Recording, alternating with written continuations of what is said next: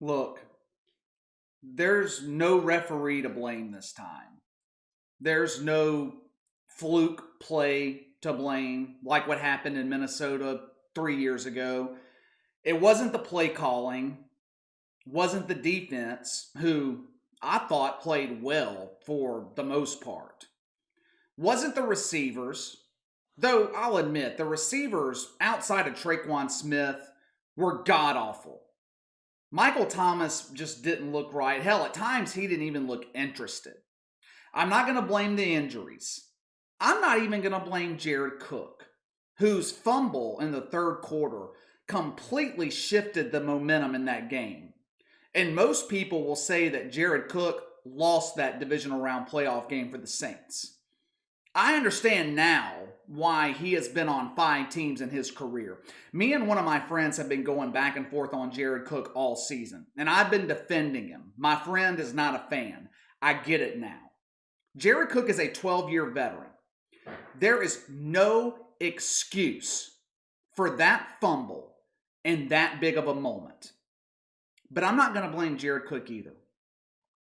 Sunday night's loss to Tampa Bay falls squarely on the shoulders of Drew Brees.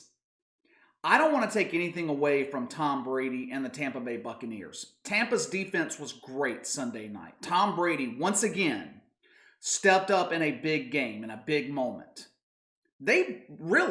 What Tampa did was they took advantage of opportunities, and they were given plenty because the Saints continued to just hand them the ball. 21 points off of turnovers. Hell, this game should not have been close. This should have been another blowout. But it is impossible to win in the NFL, especially in the playoffs, when you hand your opponent the ball 4 times.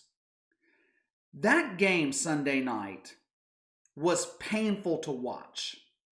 I can't remember if it was Joe Buck or if it was Troy Aikman who said this Sunday. But one of them was talking about Drew Brees during the game and questioned whether Drew Brees was still not at 100% because of his rib injury. I literally laughed when I heard that. I mean, I'm sure Drew Brees is not 100%, but that is not an excuse. I have seen this same movie in the playoffs with the Saints and Drew Brees the last 2 or 3 years. It's the same plot. Drew Brees' inability to throw the ball down the field is the reason that the Saints were bounced from the playoffs. Tampa just took away the middle of the field, dared Drew Brees to throw deep or outside the numbers, and he just can't do it anymore. He can't do it anymore. Sean Payton's playbook has been cut in half with Drew Brees at quarterback. He had to put in Jameis Winston on that trick play where they went deep down the field. That was the only time in 60 minutes that the Saints threatened Tampa deep. But there was something different about this loss, and really about this season. I've noticed it at times throughout the season. His entire career, Drew Brees has been deadly accurate. His decision-making has been flawless for the most part. He can make reads 1 or 2 seconds, the ball is out of his hands. That is not the case anymore. The game has become too fast for Drew Brees. Many times, he looks completely flustered and lost in the pocket. I have never seen Drew Brees hesitate like I have seen him hesitate this season. It is clear that Father Time has caught up to him. He no longer has the ability to lead this team to the Super Bowl. He was asked about retirement after the game, and he gave the same answer that he's given the last 4 years. He's going to take time to think about it and come to a decision over the next couple of months. I don't know what he's going to do, but if he doesn't retire, if he decides that he wants to come back, he's going to put Sean Payton and the Saints in a bind, in a bad spot, because they're going to have to make the difficult decision to part ways with Drew Brees. It is time. It was time 2 years ago. This team is too talented to be getting bounced early in the playoffs every year. The defense is not going to be elite and play at a high level forever. I say it on here all the time. Defenses in the NFL age quickly. Your defense can go from elite to mediocre or bad in one offseason. If New Orleans brings Drew Brees back next season, he's going to hit their salary cap for over $36 million. With the cap situation that the Saints are in right now, and Brees' production declining at a rapid rate, it's just not feasible. It's not worth it. Statistically, his numbers are still good. He's still one of the most accurate quarterbacks in the league. But when you watch him on the field, it is abundantly clear that Drew Brees is no longer capable of playing at an elite level. For the first time since 2006, Drew Brees is actually holding the Saints back instead of lifting them up. And when you get to that point, it's time to step away. It sucks that there weren't 72,000 people in the Superdome Sunday night to give Drew Brees the send-off that he deserves. As frustrating as it has been the past couple of years to watch him fall apart in the playoffs, and as maddening as it was watching him Sunday night, Drew Brees is still the greatest player in the history of the New Orleans Saints. He deserved a proper send-off. COVID be damned.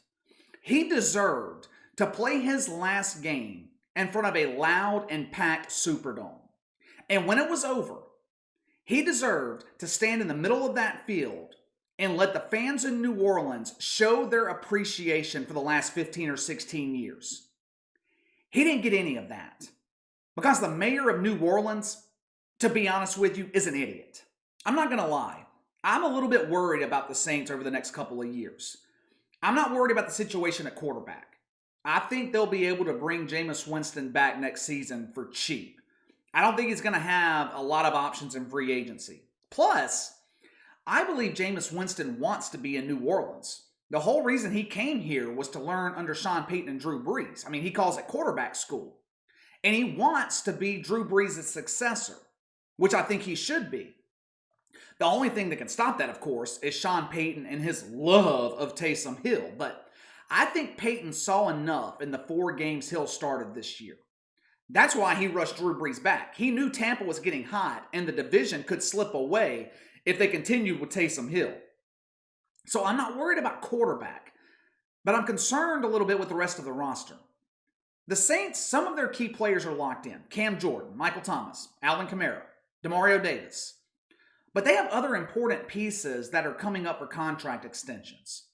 And the problem is, the salary cap's dropping next season for one, and the Saints are expected to be close to $100 million over the cap.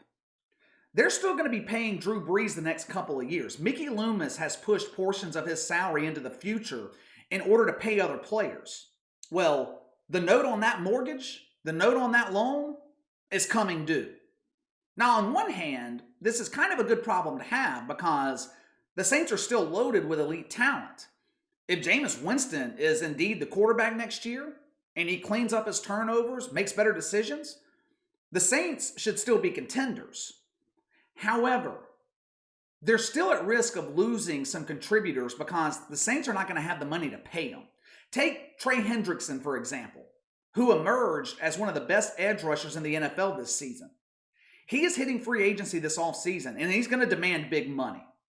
New Orleans is going to have to let him walk. Marcus Williams in the secondary, same situation. We're going to face this same problem in 2022 when Marshawn Lattimore, Teron Armstead, Ryan Ramczyk, they'll all be up for extensions. So it's going to be an interesting offseason in New Orleans.